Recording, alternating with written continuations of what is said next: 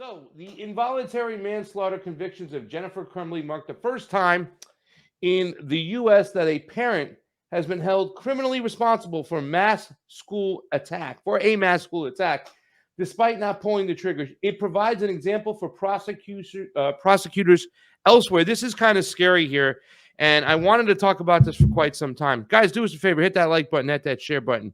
Let's get the audience up over here. Jennifer Crumbley was the mother. She was found guilty of 4 counts of involuntary manslaughter. And I got some questions today. 3 questions I put out. Does the alleged crime fit the conviction? That's something to think about. This is the first time we see a mother, a parent, being held responsible for what her son does. 4 counts of involuntary manslaughter. The second question I have is, what responsibilities do parents have for children who they buy guns for? She was at the gun range with her son 3 days before the mass shooting took place, and he killed 4 students. That's why she got 4 counts.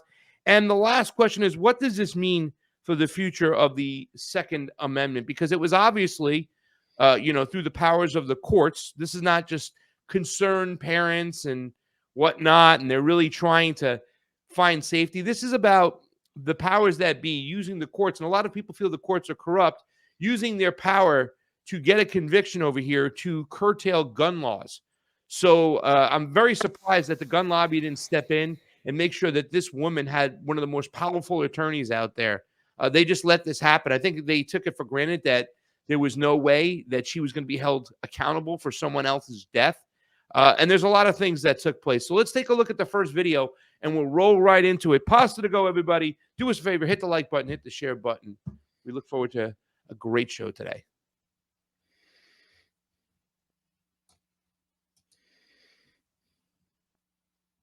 Jennifer Crumbley was charged with 4 counts of involuntary manslaughter. That's 1 count for every student, the 4 students who died at Oxford High School back in 2021. We've never had parents in the United States charged with some responsibility for their child committing a mass school shooting.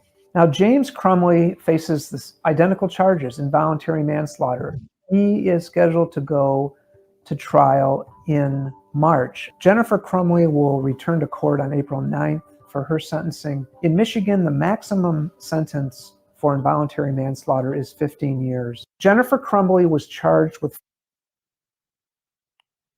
So you can see involuntary manslaughter, 4 counts. She got charged for 1 count of manslaughter per student that was killed. This is kind of crazy. Don, what are your initial thoughts on this when you first heard this story? Because I was just in shock and awe when I saw that she had 4 counts charged against her. Well, there's one for each kid. That's the point of that. The law is not. They're not inventing new law here to the degree that's being advertised. Parents are held regularly liable for various actions of their children, including shootings. I don't know if there's ever been one for murder yet. I think that's what they're talking about. But there's a case. One case I found, for example, was a case of Peyton Gendron in Buffalo. He opened fire in 2022, hit Zaire Goodman in the neck. Goodman didn't die. And Gendron is facing 25 criminal charges, including hate crimes, first-degree murder attempt, and et cetera, et cetera, et cetera. Liability comes, you have civil and criminal exposure also for your children's actions. Your kid, you get drunk with your kid and then give him the car keys. He's 16 or 17, and he kills somebody. Or, maims somebody. There's a variety of ways that you're hooked in as a parent. Probably the car belongs to you, so they sue the owner of the car and the driver. Anything that a child does that's done with the parents' obvious permission or approval is the parents are culpable for that. then you get into I mean, there's criminal negligence, which doesn't necessarily, people think in terms, people other than lawyers think in terms of negligence, in that I wasn't paying attention and I should have, and this bad thing happened, and so I was negligent. But actually, you can be very actively involved and still be negligent, because you didn't perform a particular duty that you owe some party, including like the victims of the shooting. These parents, according to the theory that they'll probably see in civil court, I don't know if they've already done a civil suit, but I assume that'll come next. That you owe these 4 kids and pretty much everybody else an obligation to not make it possible and make it happen that your kids start shooting people.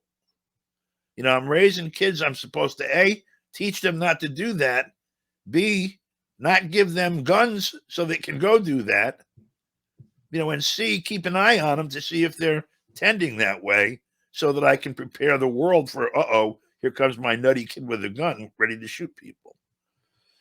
I don't know. They were charged with involuntary manslaughter, which means the parents did not have an active intent, and apparently the kid didn't either. I don't know how old he is, but I assume that's because he's a minor. Yeah. And he so is. you can't. Well, you can't formulate the necessary criminal intent because you're not competent under the law as a minor in most cases.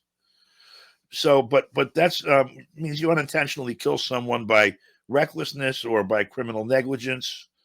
An example is if you kill someone while driving under the influence of alcohol or drugs, they'll charge you with that. And as I started to mention, if you gave your kids the keys to a car and they were obviously drunk, or you helped them get drunk, or you knew they were drunk or should have, and then they kill someone, they will impute that crime to you, that negligent act to you also. So there's 3 factors. Your actions caused the death of someone, and that action in this particular case was basically a negative action, their negligence in dealing with the kid.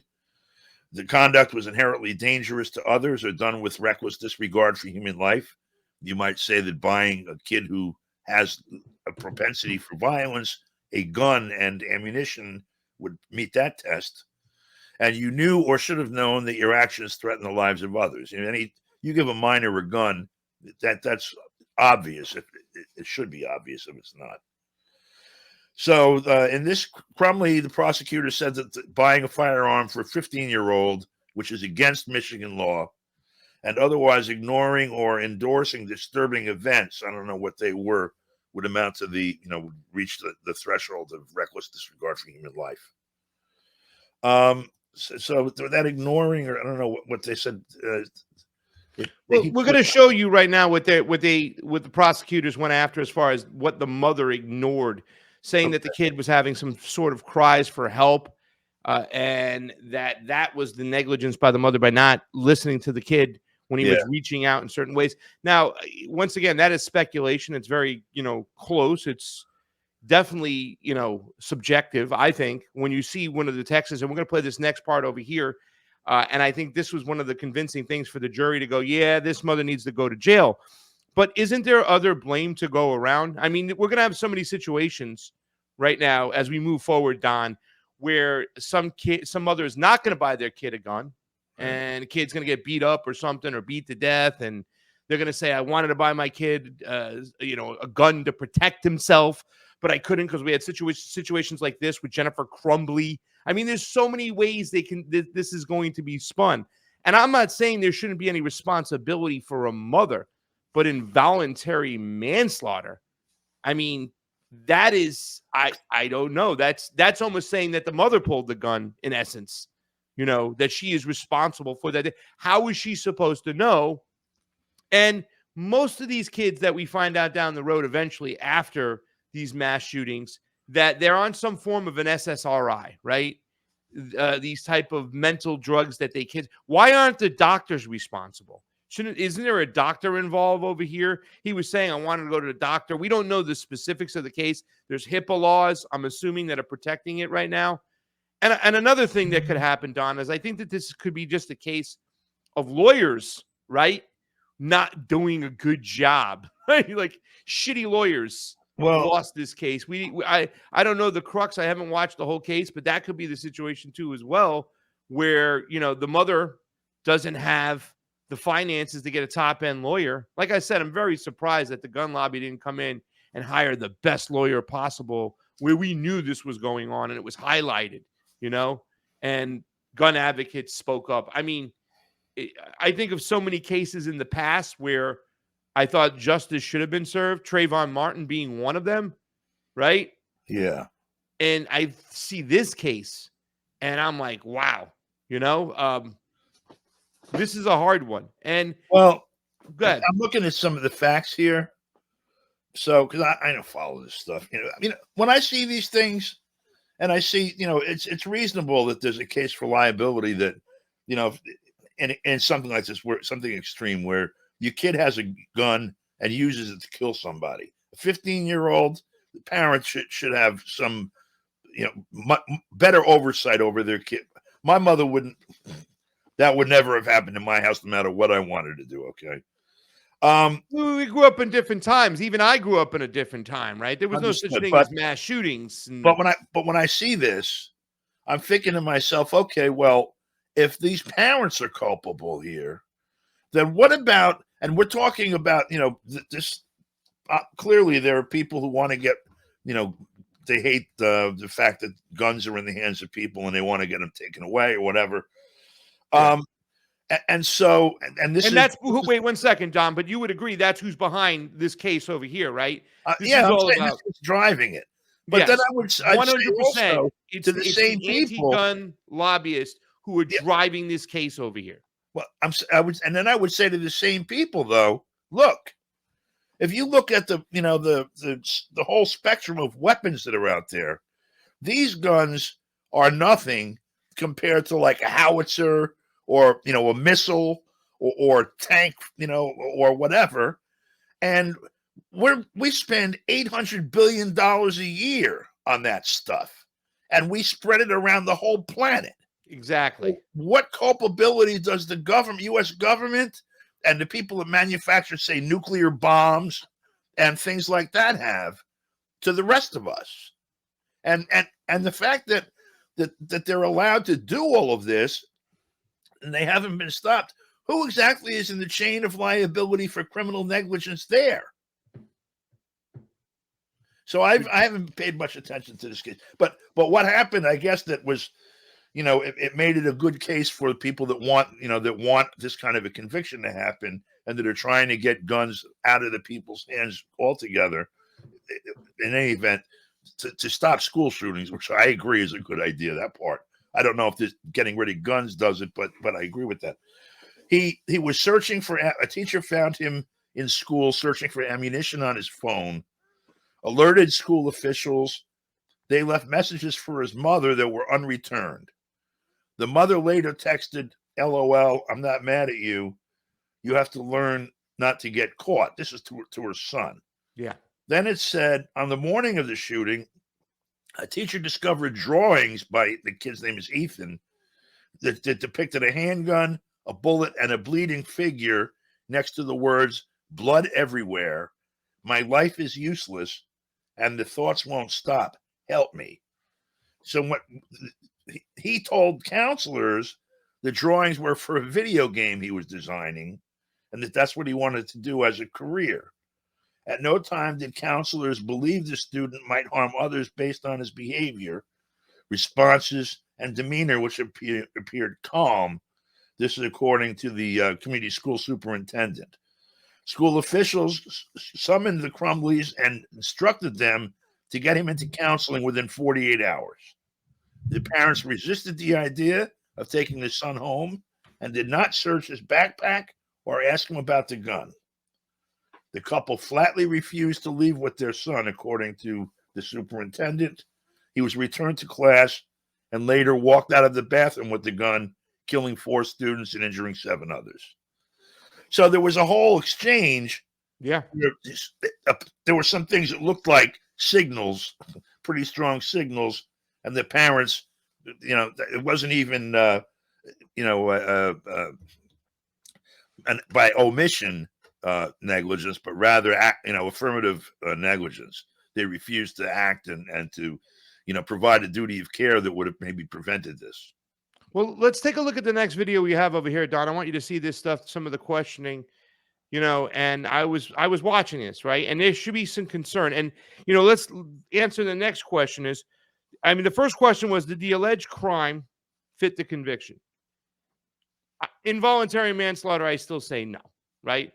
What responsibilities do parents have for children that they buy guns for? So let's take a look at this. Let's go full screen on this, Jamie, because it's too small, and we'll watch this.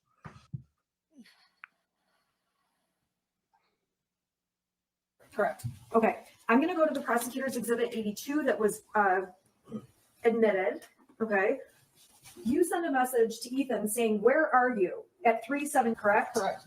All right. So then Ethan sends you all these texts. "Can you get home now? I think that someone's in the house. Someone walked into the bathroom and flushed the toilet, left the light on. I thought it was you, but I came out, no one was home. There is no one in the house though. Dude, my door just slammed. Maybe it's just my paranoia. But when are you going to get home?" When you walked in, do you recall discussing these messages with him? It was mainly, "I've been trying to text you. Why don't you answer?" And I told He him, said that or you said that? he said that. Okay. And I told him I was driving home. I wasn't looking at my phone. So what's your signal like out there? I have Metro PCS, so it's March 9th. Okay, seeing him say, "There's someone in the house, I think. Someone walked in the bathroom and flushed the toilet, left the light on."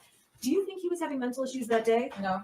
What do you think? What is your conclusion about these messages at this time? He was just messing with us. Okay. Is this the kind of messing you previously talked about? Yes. All right. I want to go to March 20th.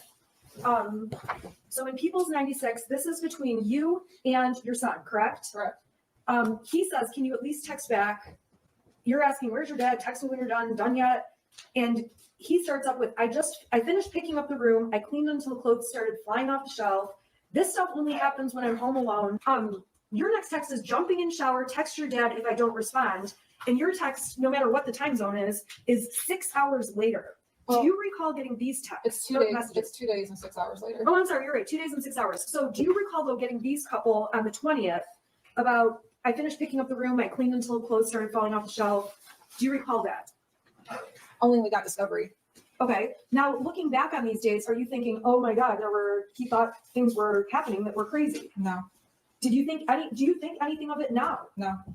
What do you think is happening in those messages? I just think he was messing with us. Okay, so those are 3 times where you guys are at the ranch and he's messing with you. Is that a fair statement? Yes. And was there other times where he was saying these goofy texts and messing around? No, I don't think so. So there's 2 more dates I need to ask you about. I'm going to go to April.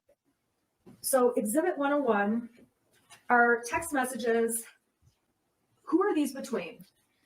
Those were between my son and his friend. Okay. Now, prior to this case, did you ever see any of these messages? I did not. Were you aware any of them existed? I was not. Okay, so this is from April 4th, and your son's saying, he's the one sending messages that say, "I hear people talking to me and someone in the distance. I actually asked my dad to take me to the doctor yesterday, but he gave me some pills and told me to suck it up." Like, it's at the point I'm asking to go to the doctor. Was there ever a time where he asked to go to the doctor around this time? I don't think so, no. Then he says, "My mom laughed when I told her." Was there ever a time where he's asking for help and you're laughing? No. He writes to his friend, and this is just later that night, "But I'm having bad insomnia and paranoia, and I need help. I was thinking of calling 911 so I could go to the hospital, but then my parents would be really pissed." Okay, so this is all one long conversation. Is that right? Correct. He says, "I'm going to ask my parents to go to the doctors tomorrow or Tuesday again, but this time I'm going to tell them about the voices." This text message or instant message thread, were you even aware of this? No. Do you remember any time where he came and talked to you and said anything about hearing voices? No. Do you recall there ever being a time where he asked you to go to a doctor or to get help and you said no? No. Or laughed at him? No. So when you see these texts with his friend, do you have any idea, and if you don't, that's fine, do you have any idea what he's doing with his friend? I don't have any idea. Okay. do you know if him and his friend messed around with each other like you and your husband do with Speculation, him? Judge. I'm sorry. If you have to- When you were testifying earlier, you mentioned that Don, I don't know what your thoughts are about that. Well, I'm mean- I'm listening to that, and I'm reading some cases that are based in Michigan law, which is these cases are state cases and not federal cases, and there. So you've got a variety of aspects to this. One is, first of all, he's 15 years old, and they have there's something called child access prevention laws or safety storage laws that hold gun owners liable for a child, that a 15-year-old is a child legally, for a child's unsupervised access to guns. So clearly, just the fact that he had access to a gun, there'd be criminal liability for that. And in addition to that, they bought him the gun, even though it's illegal to do.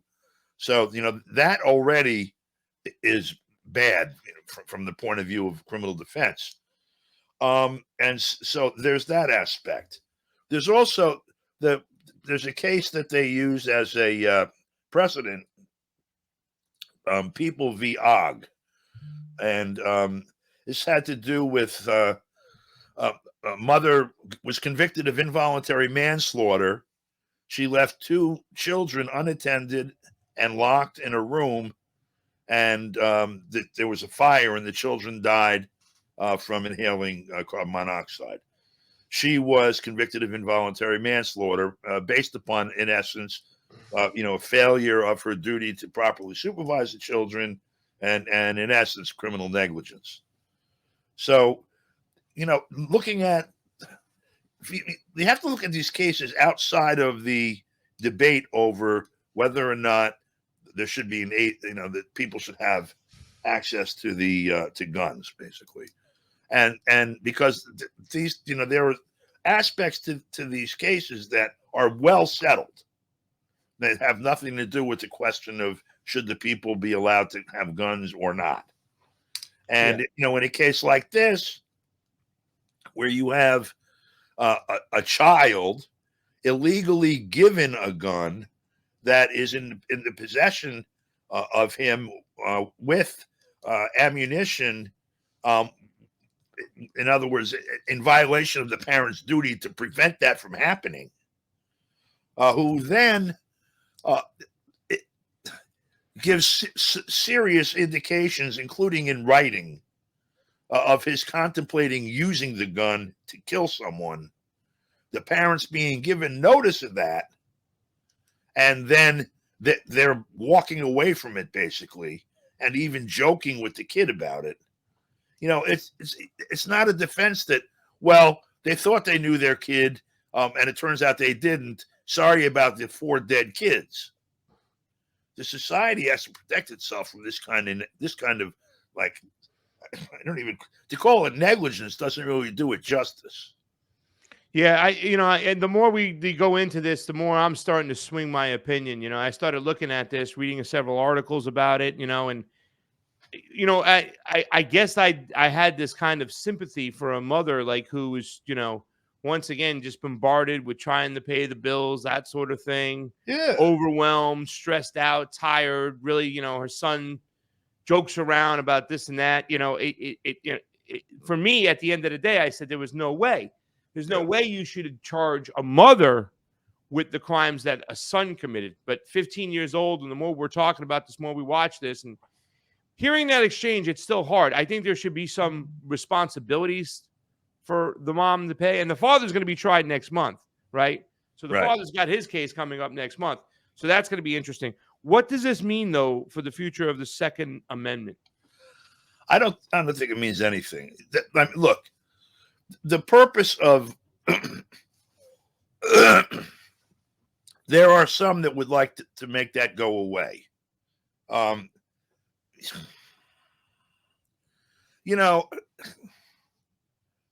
The purpose of it in the first place was to keep the people armed somewhat on par with the state so that the state couldn't impose its will unlawfully, unjustly, simply because the people had no physical recourse, because they could be overwhelmed by the state's power and they'd have to swallow whatever the state dished out. I mean, that's a crude way of stating what the intent was, but that was the intent. The state now has,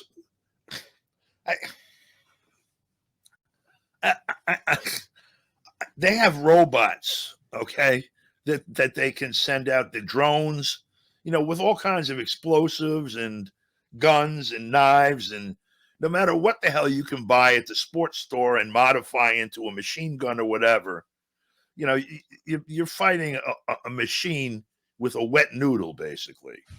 And so, the role of those guns in self-defense or defense of democracy against the state or whatever has changed substantially over the last 200 and some odd years with the development of weapons and military and police technology. Are you saying that it's less plausible or less justified for the citizens to own guns? No, I'm not saying that. I'm just saying it's almost pointless, because you're not actually going to be able to use it against the state and prevail. You're not going to be able to take over the state with the weapons you can buy. You can't defend against the state with a weapon But either. if you hunker down deep and the state's trying to come get you, it's a whole different story. I mean, it's been proven for years, though, Don, that a small army that understands the terrain with I don't want to say primitive weapons, but basic weapons, has always defeated a bigger invading army, trying to overtake them. So, I mean, if it's a situation where they're coming for you and you're the old Jesse Ventura line, dug in like an Alabama tick, those weapons do mean something. No? About the move bombing in Philadelphia years back now. No.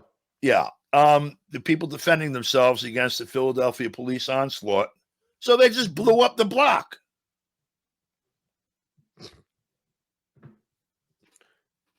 I hear you. It's different when you're dug deep, though. I hear you. I don't. Okay. Well, so I mean, look, this is just one element of everything that needs to be considered. Okay.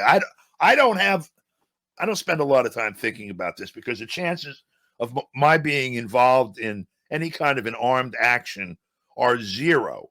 The only way I would dig myself in would be to dig a hole so deep that all of that stuff would go on up there and I'd be down here. I want nothing to do with that. Yeah. But okay, so now the terrain has changed as far as that goes. You could with flintlocks or rifles or whatever, you and your friends could fend off an attack by the government, particularly if the government was bad to everybody. Maybe they could overwhelm you, but the whole place would be activated perhaps if everyone was getting screwed by the state at that point. The world is different than it was when the Second Amendment was drafted and contemplated. That doesn't necessarily mean that it should be abrogated. There are some people who want to abrogate it, and I would say that that's one of the political projects of Democrats.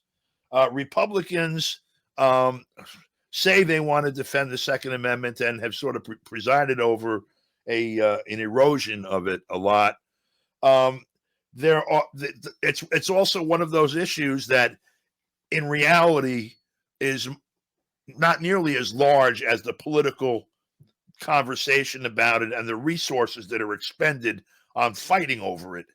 Because as I said, I doubt that there's actually going to be some sort of a people's revolt that will be won with rifles or AR-7s or whatever. That wouldn't be won without them, because the state has such overwhelming military power. So to me, I don't see like the real value in wasting a lot of time in that fight, because I don't think winning it or losing it changes our position much in relation to power in real terms. Well, I thought it was a Marxist ideology that said it's an unarmed population is a population that's easy to control. Isn't that a I'm Marxist? saying that the Yeah. weapons that are available to us, we are functionally unarmed. If we had anti-missiles, maybe, that's one thing. You know, if you take over a city in an uprising and they put it under siege or just drop an atomic bomb on it, what are you going to do about that? It's a different terrain. I hear you. I hear you. So now we're looking at what are the costs on the other end of it, and you know, and then you look at the actual cases as opposed to the shit show that's going on over the Second Amendment on the one hand, and then these individual cases where kids kill people with guns. You know, there's a lot more involved than just the guns, by the way, because a lot of these kids, if they're that motivated, there's nothing stopping them from making a Molotov cocktail as long as there's still gas stations and Coca-Cola bottles. And there's nothing stopping them from stabbing somebody or hitting them with a 2x4 or whatever it takes. If they want to kill somebody, they're going to figure out how to do it. The theory, I guess, is, well, if they don't have machine guns, they can't kill 30 people. They can only kill 3. But the question that I think is more fundamental is, why are they killing anyone in the first place? Yeah. What the hell is going on? Because this does not prevail around the world. Yeah, we don't ever have serious conversations about this in the beginning. Listen, I would also pivot to the medication part, the mental illness part. These SSRIs, these mental, what I'm saying, these depressants, all these kids are up on these things and they make some of them crazy. We have to show the last clip really quickly because I think it's only fair. One of the jurors spoke, and I didn't put this one up to bash the juror or whatnot, but I just thought it was only fair to look at the people, at least one of the persons who made this decision. Take a look at this over here. This is one of the jurors on yesterday, was on USA Today, or not USA Today, excuse me. Good Morning Today, whatever it is. Go full screen.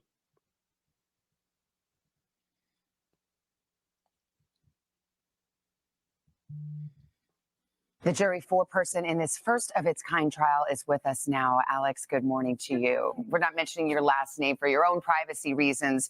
I have to say, to have you here, it's a privilege, because what we ask jurors to do in this country is really, really difficult. To sit in judgment of their fellow citizen, and that is something that you and your fellow jurors did. What was it like in that courtroom, having that responsibility and delivering that verdict yesterday? There was definitely a weight. I think anytime we entered the courtroom, there was an undeniable weight on us. We all took the responsibility that was put upon us seriously, and I'm just one of 12 that made a very difficult decision. What was the evidence that swayed you in the end? You said it wasn't an easy decision. This wasn't a Not easy at all. So speaking for myself, I know that each individual juror had their own opinion. This did this for one person, this convinced the other. For me, I just feel like Jennifer didn't separate her son from the gun enough to save those lives that day.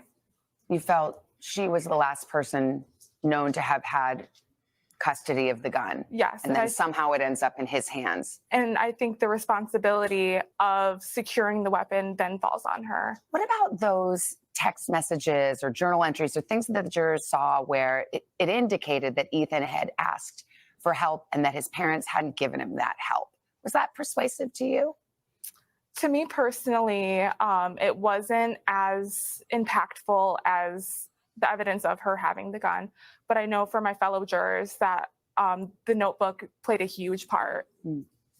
Tell me about her testimony. It's Jennifer Crumbley took the stand in her own defense. She testified. What did you make of her on the witness stand? At the time, I tried to take her as she gave herself.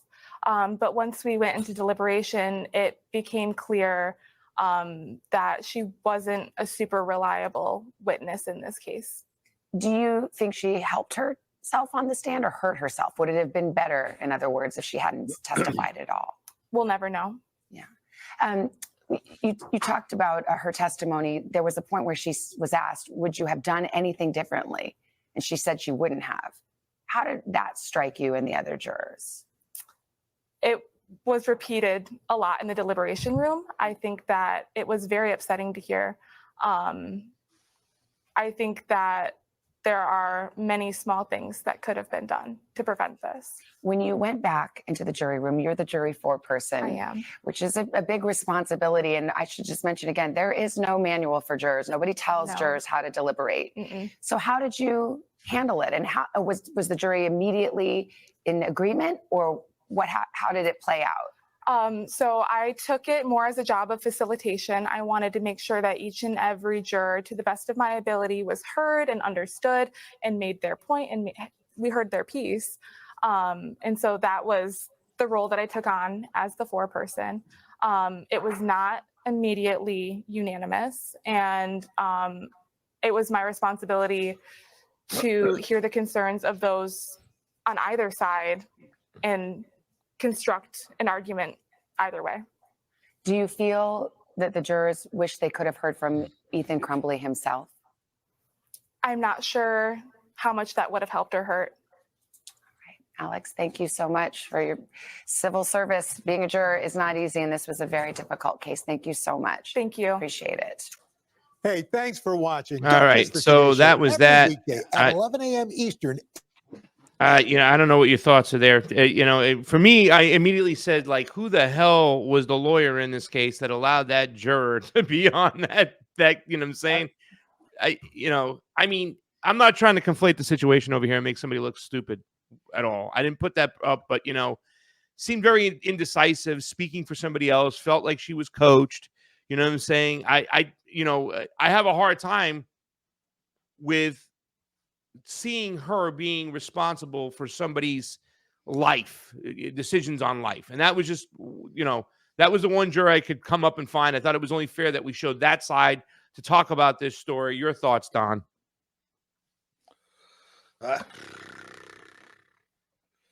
There's a lot of moving parts in a case like this. And you have no idea what the people that are looking at this, like, what their frame of reference is, what when they see something or hear something, what it actually means to them. Yeah. This is inherent in having a jury system, and obviously there's advantages to having a jury system in that, you don't end up with a priesthood deciding the mores of the people, but rather the people sort of bringing their own in and measuring people's actions against that.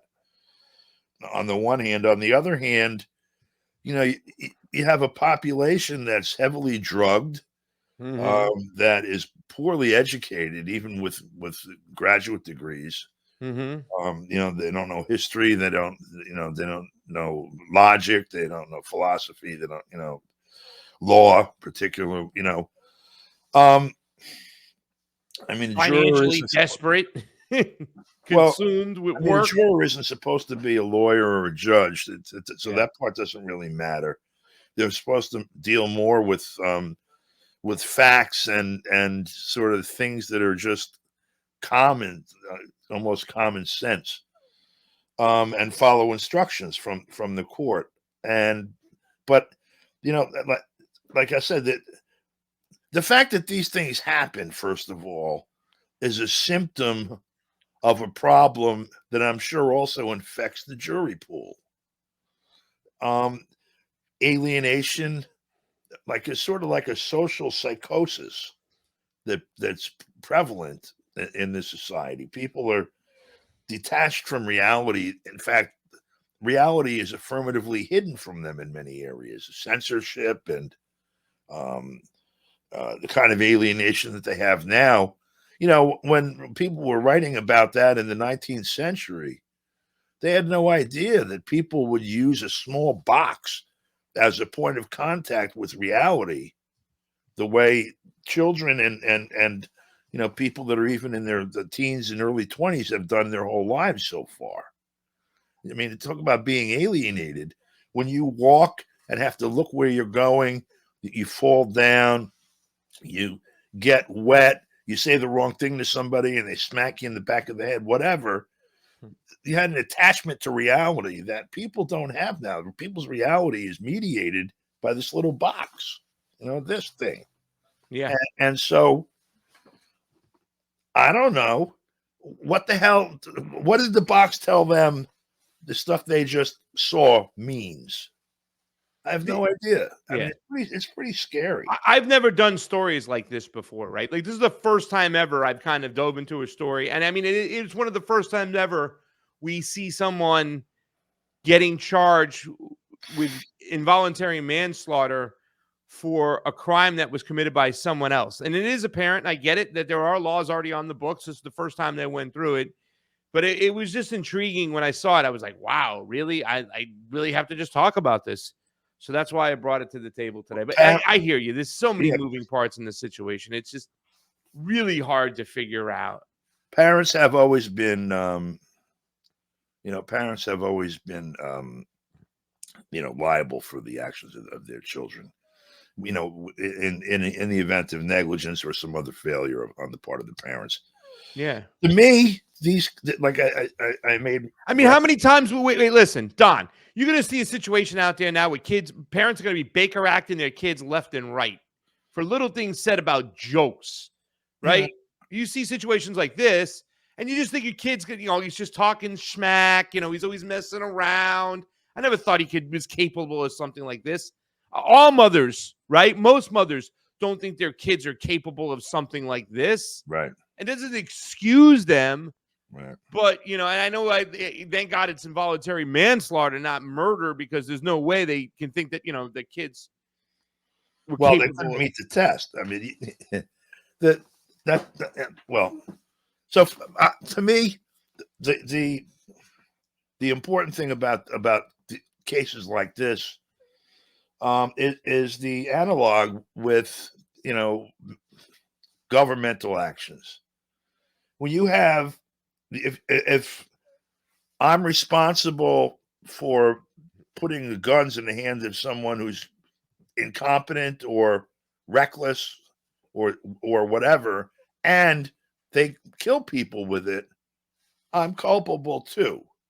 That's the theory behind this in terms, in terms of grand theory. Yeah. And I wish we can have our government have the same responsibilities. So what is the U.S. government with respect to Gaza? Ukraine, Gaza, everywhere. It's like 100,000 bombs. Asia, South America, whatever. Yeah. Come on, it's ridiculous. And the funny thing is watching our government look at Iran and go, well, we don't have no evidence that Iran was behind the attack of Tower 22 or 2 or whatever it is. It was in Syria technically, right? They just said Jordan, right? Because there's like a secret base over there, whatever the case they want to call it, or undisclosed base. But they said that Iran put the drone in the hands of this militia, and therefore they're responsible. The Houthis get their drones from Iran. Iran is responsible. A little hypocrisy going around over here, Don. That's all I got to say about that. I thought somebody flew a drone at the Kremlin a few months back. Who's responsible for that? Where did Ukraine get that drone from, right? It was an American-made drone, I think. Did they confirm that? Not only that, it also had to fly through all kinds of radar and air defenses and stuff. And they ain't got nothing in Ukraine. They can't even wheel anything into Ukraine that can do that. Yeah. Yeah. All right. That's enough for this topic over here. I had enough of this right here. I don't even know how I feel right now. After hearing you talk about it and us discussing it, listening to Mom again, I think there should be some responsibility for her to pay. But 4 counts of involuntary manslaughter, it's a tough one, Don. I don't necessarily agree with it. The sentencing comes next, and the judge has, broad discretion, I assume. I mean, at least some discretion. The max she can get is what? 15 years per, I think it's 15 years per sentence. And then I don't know, do they run concurrently or do they run, serially? But I don't know what the minimum is. I don't know how much discretion the judge has. I haven't looked into it at all. I don't know. Dad's got his trial next month. We'll see it. We'll pay attention to it.